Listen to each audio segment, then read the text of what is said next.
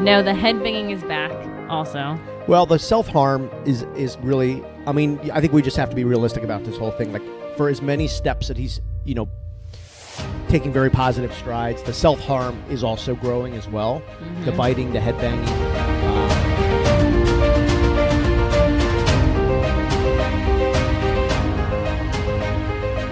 Well, I'm seeing really good changes with Cal lately. I mean, he just did his reassessment evaluation for OT, and she said with him following directions and sitting at the table and just listening, he's doing a really good job. So I'm super excited for kindergarten. You know how it is. I don't want to jinx it. Like, you know what I mean? I'm just like, I think I'll just keep my mouth shut. That's exactly what I feel every time I go to say it. Yeah. But, I mean, it's exciting. No, it is. So we lost. I don't think we've done a podcast about Lolo leaving. No. Yeah. So that was Cal's first therapist. Is actually, to be honest, is his first best friend. Outside of his family, that's the person he was closest with in the entire universe. Like, and it doesn't always happen that way with therapists. Like, their bond just doesn't. You know what I mean? It's like friends. Like, some people you're just not meant to be friends with. Right. It's like girlfriends and boyfriends. Sometimes it seems good in the beginning, and then it just doesn't work out or whatever. Like, to find that connection on the first try really is gold. It's like total gold. And then that day, I'll never forget, she walked in and she's like, "Hey, I'm moving."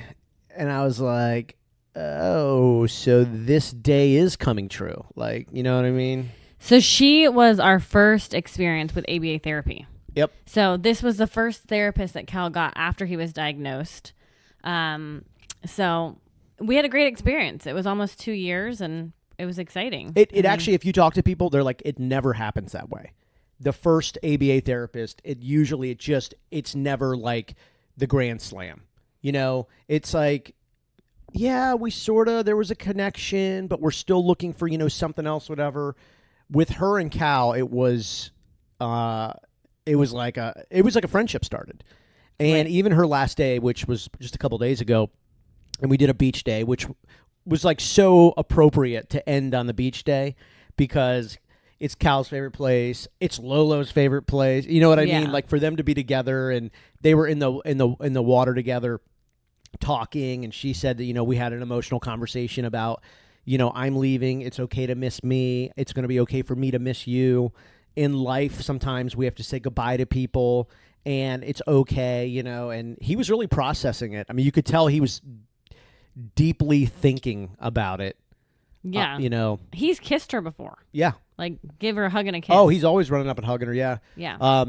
You've got some of the videos and the pictures of that last day on our Instagram, Facebook, so you can get to that at dailyautism.com. She was giving him a piggyback ride. Yeah, into the water. Yeah, so if you're new to autism and ABA therapy, she is a BCBA, which is the highest you can be. Yeah. And it's like the 4-star general of therapists. Yeah, and actually we got super lucky because most people don't even get that. Yeah. So we had her full-time BCBA. Underneath that is an RBT, and that's somebody that's more training. So she has been training Maria, and Maria has been in our house now 5 days a week. Yep. And then we have another BCBA coming in to fill in Lolo's spot. Yep.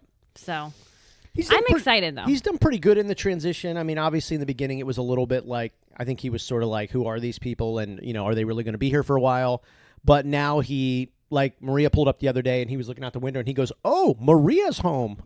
Yeah. So the fact that he realizes that she is there to see him and help him is pretty good after, a month or so. And then a new therapist on top of that. She's not here as much, but she seems to have like a really cool outlook on stuff. And even Lolo said, she's like, "Hey, this is going to be like good for him. This is new ideas, new perspectives." She's like, "I've been here a couple of years." She's like, "I'm really excited for like how this new thing is going to fit him." And we've said that a lot about autism too. It's like, it's so easy, and I mean easy because you don't want to go insane, to if something works, you're like, let's just keep doing it. Don't stop. But that can also be bad in the long run, where it's like, okay, this is the only way we do things. This is your only outlook on life. Well, so I've changed his other therapist But yes, I never wanted to change Lolo. But Lolo had him when he was a baby. Yeah. I mean, he was 3 years old, and developmentally, he seemed a lot younger. He was not even probably a 1-year-old developmentally, so he truly was a baby. I mean, but when I posted his picture of the day he was diagnosed, he still had a passy. Yeah. So she, really took him out of that toddler stage. And now he's like a big boy. Yeah. So we're still working on potty training. He's doing much better. He's doing better. I mean, I don't know when that's going to happen, but... Here's the thing. He understands now what it is and what it's about, whereas like 3 or 4 months ago, he was kind of like, I'm not sitting on that thing or going pee in that thing.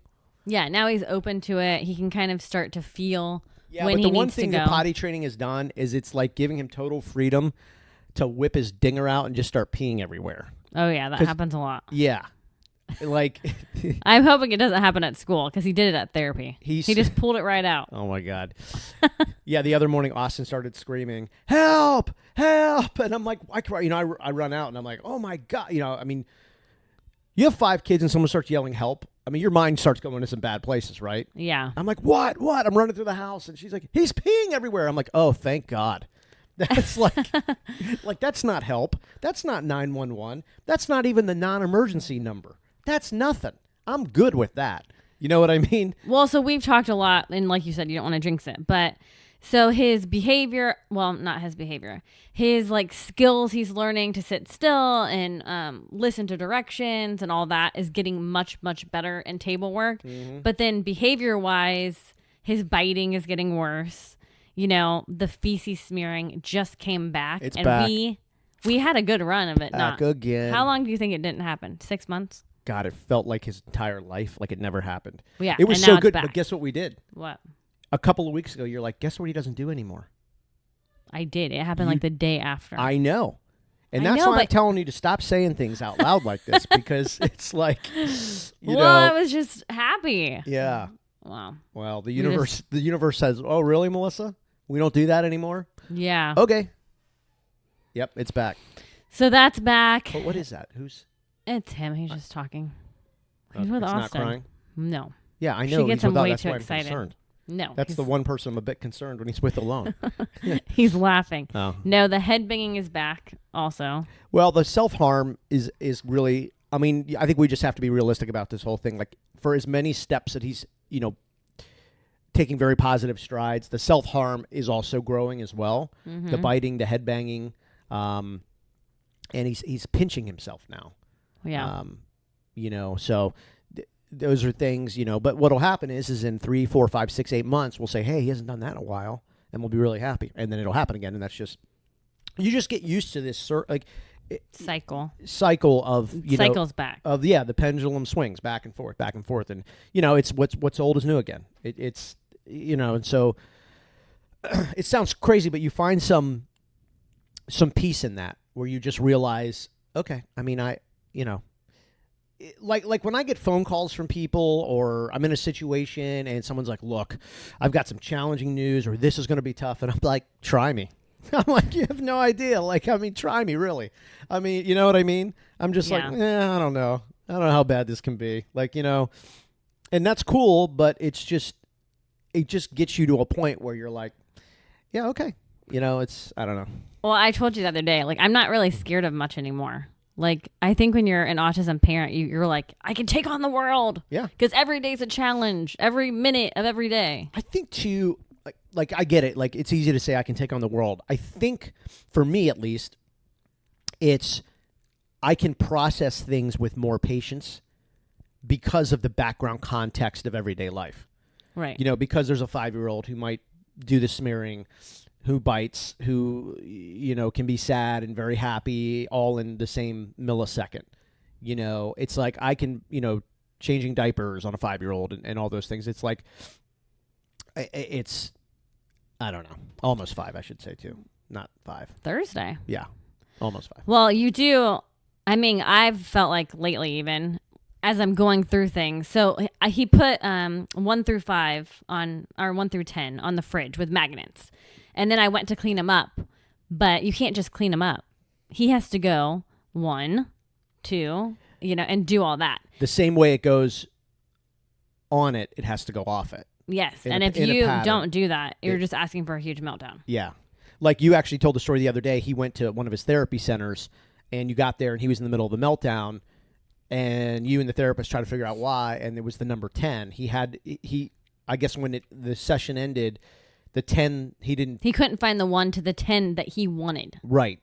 And so he was either going to leave there and the rest of the day was going to be pretty much a disaster, or it was going to get figured out. And then you guys went and figured it out, and he was fine. Well, she kept saying he keeps pointing up there. Yeah. And so I'm like, oh, you want this 0. Yeah. And then she's like, well, we can't find that 1. Well, thank God she found it. Because, yes, if I would have left like that, he would have been really biting the whole way home. Yeah. Who knows what would have happened. I'm like, let's try to figure this out. Think about it like this. Like, you know how people in life are like, I just need closure? Like, some people in life are big on closure. Like, I need closure. I need to know this is I over. am. Yeah, whatever. Relationship, a job, whatever it is, a situation, you need closure. Like, he absolutely needs closure, but in every situation. Yeah. Every situation, he needs total and absolute closure to know that we're on to the next thing, but it's clean. It's a clean break. You know, he can't leave the 1 as part of the 10 somewhere out in the universe that's not the one he wanted. You know what I'm saying? Who knows how long he would have been upset about it? Exactly. And he could have thought about it for not just a day, it could have been days or weeks. And he could have, it's another thing too, he can go back and remember those open-ended situations 2-3 weeks later and start talking about it, which can really confuse us because we're just like, what are you talking about? Because Yeah. we've got, we're living life a million miles an hour. He can do that as well. He can also live it at negative a million miles an hour and go back and process it. Not just process it, he can go back and actually live it. Like he's actually in that moment, which can be really good when it's a happy thing. But when it's bad, it's painful. And it makes you sad as parents because you're like, gosh, he's in a place that's not good and he just can't get out of it. Yeah. So Well, you try to give, I think, all those events as much closure as possible so that it's okay for him to go on to something else. and that's something we learned from ABA therapy. This is something Lolo has taught us. Yeah. Like, you can't just clean up. Like last night when we went out and came home, he was in the living room with Tyler. Those magnets were all over the floor. So I was like, Cal, let's clean up. And I started cleaning up. Nope. Can't clean up like that. Yeah. 1. He had to do the 1 through 10 and then clean up. And I used to, when he was like 3, just early diagnosis and stuff and not knowing much, I used to rush him. I used to be a fast-paced person that's just like, come on, let's move on to the next thing. Yeah. Now I find myself slowing down and helping him. Yeah. And we're not perfect at this by any means. We're just a lot better than what we were. Yeah, like we're I'll give you an learning. example. A couple days ago, you were trying to give another haircut, Yeah. and it was kind of like chaotic. And then Lola was like, whoa, everybody, hello. She's like, take a break, everybody. And she's like, there is too much going on in this room right now for this to happen. Like, we've got kids in here. We've got 2 therapists. Mom and dad are in here. Barkley's running around. You know what? And she said that. Yeah. Remember? And she was like, Cal, first off, do you want the kids in here? And I think he said no. And then so she said, okay, time for kids to go, whatever. And then she kind of got to more of the root of every. And then he finally just said, look, I just don't want my haircut. And it's fine. But I think it's great when she does that because I thought to myself, she's right. This is too much. You've got people trying to bribe him, asking him questions. The freaking dogs running around in circles, grabbing people's shoes. Right. The kids are laughing. And then you've got, Maria, who's, I think trying to help, interject herself in the situation. And it was chaos. And then she was like, guys, whoa, like this is just not that. And I thought to myself, she's right. Like that's kind of a moment where we didn't do that the right way. Well, and I did want to do his haircut that day. I know. He had just asked me. I had all my stuff out. I just wanted to get it over with. But I'm like, okay, fine. But don't you think it's good that she just stops the whole situation? And she's like, guys, this isn't going to work. And here's why.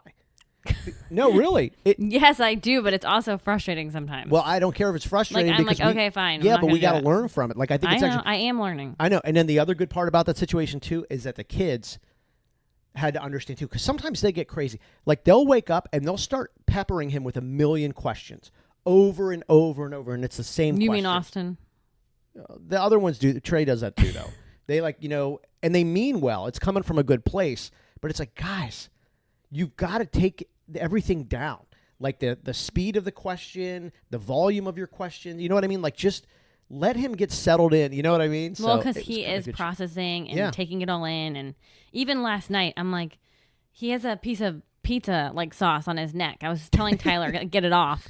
And Tyler was like going to do it. But Cal's always listening. Yeah. So he got it off himself. He's pretty good at wearing his food sometimes. He can wear food. Sometimes his hair, like the top of his head, has it's like a 3-course meal. He's got all kinds of different stuff up there after dinner. Well, It's pretty funny. It's like, I don't know what it is, but he's always been like that. So when he tries new food, it goes on his head Yeah, on purpose. we talked about this, I don't know, I guess we're almost 100 episodes in, but yeah, so when he got a new food, would take it and rub it on the top of his head and kind of down his face, and then he would try to eat it. And I mean, there's no other way to say it. It's just crazy, right? Like, it's just, I mean, how could that possibly be doing anything? But to him, it's just that the way the food feels on the top of his head, and that's it. It does sound strange, but it's true. Well, hell yeah, I mean, it's strange. hummus. I mean, I don't listen. Peanut butter. You know, and we always have to do these like little disclaimers, like we're not calling our kids strange. Like No. it's just sometimes what autism brings to the table, or the top of the head, is just so different, and it's a strange thing to, before you eat your food, to put it on your head, and it just it's different, and so now we think it's kind of funny. And he Yeah. doesn't really do it. And it's also expected, Yeah, and he doesn't do it as much. But I remember when he first started this, and I'm like, oh God, this kind of really limits the new foods we can, like we were never going to be like, hey Cal, try split pea soup, so he could take a big spoonful of it and dump it on his head, and then and then eat it, and it's like, yeah. So I mean, I remember when the pizza used to just be plunked on top of his head. He'd take French fries and smash it on top of his head, and then eat it. Yeah, but you have to introduce new foods before bath time. Oh yeah, Like it started just to become that. Right. Yeah. Yeah. It's just one of those things, where it's like you don't see that coming. And that's something, by the way, because there's always an aspect of autism where you can go to all the doctors and everything. They can't warn you of everything. Not one person said, hey, when he tries a new food, it may go on his head before it goes in his mouth. Well, and because it's a spectrum and every kid's different, I mean, unless you live with it, you don't understand it completely. I mean, yes, a doctor can diagnose it and stuff, but they can't tell you exactly what's going to happen. Yeah. And it is. It has its, you can use whatever word, strangeness or uniqueness or whatever. It's just usually unexpected things happening at unexpected times.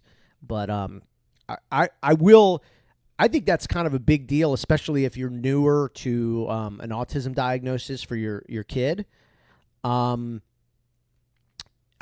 There are going to be things that, you're going to go, didn't see that one coming, because it's like, yeah, there's always everybody does it a little different.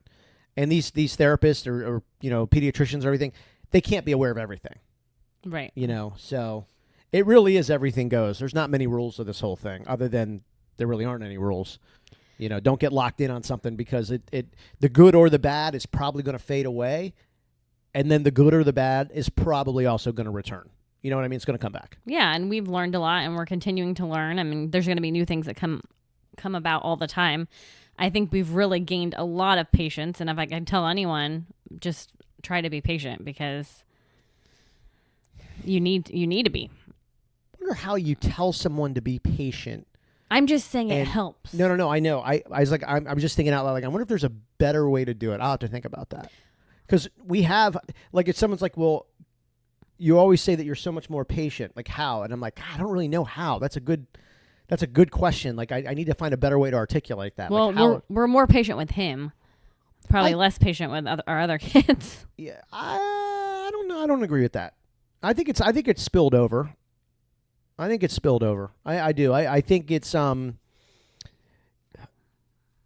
we're more definitive in things that we just can't allow happen. So maybe that seems like we're not patient, but I actually think we are more kind of understanding about certain situations. I do. Yeah. I don't know. At least I feel that way. I mean, the kids will, I don't know what the kids will say. The kids are, listen, the kids aren't at school right now, and they're always mad at us because we can't drive them 15 different places a day. So, right now the kids are just like, ugh.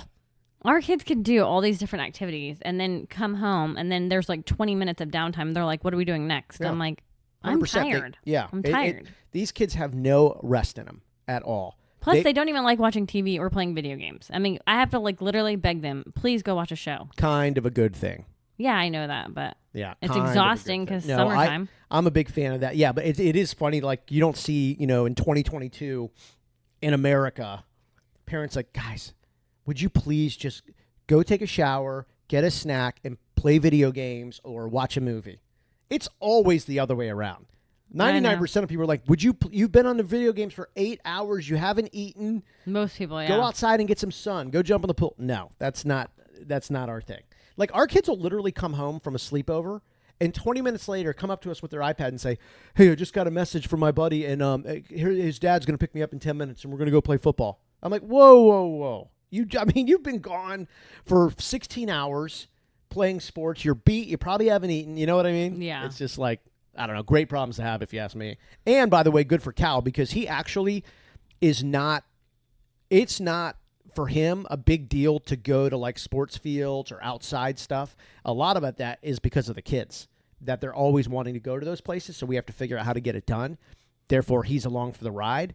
And so when he sees a sports field, it's not like, oh, what's that? I don't want to be there. He'll go outside and play. Yeah, he will. The pool he loves, the beach he loves, the park he loves, playgrounds he loves. And a lot of that's because the kids are always in some type of, league that they're competing in. So it's pretty cool. Well, I will say right now he's really liking new places. Like, I took our ABA therapist to the mall with us. Yeah. And then he kept asking for the mall after that. Yeah. And I make him walk like a big boy now, and I try to have him walk now because he even said to me the other day, up, and I'm like, Cal, you need to be a big boy. Hold mommy's hand. I don't know. It's good. So I have two things to say. We're probably far in. But yeah, I'm ready to wrap this up. Okay, I have two things to say real quick. Because I got to... One, sure. When the poop smearing started when he was younger, I used to put him in onesies. I found the biggest onesies I can get. Remember? He was in a onesie for a long time. So he couldn't get his hand in there. Yeah, so that was helpful. They are hard to find. And then number two, about the haircut, Lolo said, the last time you did the haircut, we weren't here. So she's like, maybe you need to try it. Where were you? They weren't here. There was no therapist here. I did it by myself. Ah. And I also remembered he had clips in his hands to hold. Yeah. Well, that was one of her things, is said give him something to do while he's getting the haircut. Yeah. She's like, maybe us here is too much. I think Just try it on your own next time. I mean, the way Lolo jumped in. She could see he was getting... I just think she's like, this ain't happening, and I'm going to cut this off. But it was a good teachable moment for us and the kids. And she's done that before. Like, that's, I think, some of the best therapists. You're there for the kid, but you realize the kid lives in this family. Everybody's got to be, trained to a certain extent. Oh, I'll get killed for saying that word. Trained. Well, you guys aren't dogs. She even gave our kids hugs before they left because our whole family is a part of this. Yeah, but what I'm saying is, like, we have to have like a method. We have to have an understanding of how to put this stuff into practice. It is training. Like, you have to have training on how things work and how they don't work. So I just think maybe the best, therapists are the ones that also kind of take the time to help teach the parents. Because in the end, you're not going to have the same therapist for years and years and years. I mean, that's very unlikely. So you're the ones that really become, because we always say, like, we're parents and caregivers. And there's a difference. Like, there's a difference between being a parent and a caregiver. And then when you have to play both roles simultaneously multiple times throughout the day, like, that's, it just gets exhausting. And especially when you don't know what you're doing. So when these therapists come in and help the parents, it's good. Like Ashley, who did his speech, like, she was really good at the end of, like, she would say, here's what we're working on. Here's where he's come a long way. And here's what you can help with when I'm not here. Right. The certain sounds and things to say and stuff. Like that stuff's really good. Yeah. Like, there was a few things Ashley said, and I was like, and I would work with him on it after she would leave. Right. And I'm like, oh, I get what she's saying now. Like, this does make sense. So it's pretty cool. Well, and Lolo says, he's my client. So she's going to do what's best for her client and not what's best for the parents. Right, because, see, that's the other side of this whole thing, is that they run into a lot of times where parents go, well, that's not, what the way we do it. And then she's kind of like, well, you can do whatever you want to do when I'm not here, but I'm just telling you what I'm going to do for him while I'm here. Yeah. And if you want to come along for the ride, you should, like in a positive way. But some parents don't. Some parents, I mean, look, we've talked to people and we've got messages from people where like the mom loves ABA therapy and the dad hates it. Or the dad loves ABA therapy and the mom's against it. And I'm like, listen, it's never going to work. Because if you have one parent trying to do this and one parent doing that, you know what I mean? You have to be on board, yep. Yep, one way or the other. Or come to some type of agreement where if one doesn't like it, that's fine, but don't do things that are, work against it. Right. Maybe you're just not involved in it or whatever, but man, that's a tough thing to be in. I think about like that would be really tough if like one parent is against therapy and it happens a lot. I know. Some parents that are like, I want no intervention, none. My kid is my kid, and this is their life, and I'm not doing anything. I'm not, changing him and this or her or whatever. And then another parent's like, no, I'm seeking full potential here. Oh yeah. You know what I mean? And listen, and when those two people got together to have kids, they never thought they'd be in this situation. Right. And then they are. Or sometimes it's with like in-laws. Like, yeah, some in-laws will say, no, that you shouldn't be doing that. And it's my kid. I can do it. It's messy. It's just messy and blurry and hazy and everything. All right. So that's that. Sounds good. Are we done? Yep. All right. I got to say thank you to our friends at Aspire Nutrition. They just shared one of our podcasts on their Facebook page. It was very nice of them. Very nice. Great people, great products. Do the research on probiotics and autism guts. Boy, there's a lot to learn about the gut when you have autism. We had to learn the hard way. But we use the Aspire Nutrition probiotics. You can get our link at dailyautism.com. Not just probiotics. They got tons of other nutrients. We use a bunch of them. So I would encourage you to do the research and then check out Aspire Nutrition. Great story. Family had a kid that was diagnosed, and then they created a company around autism and healing the gut.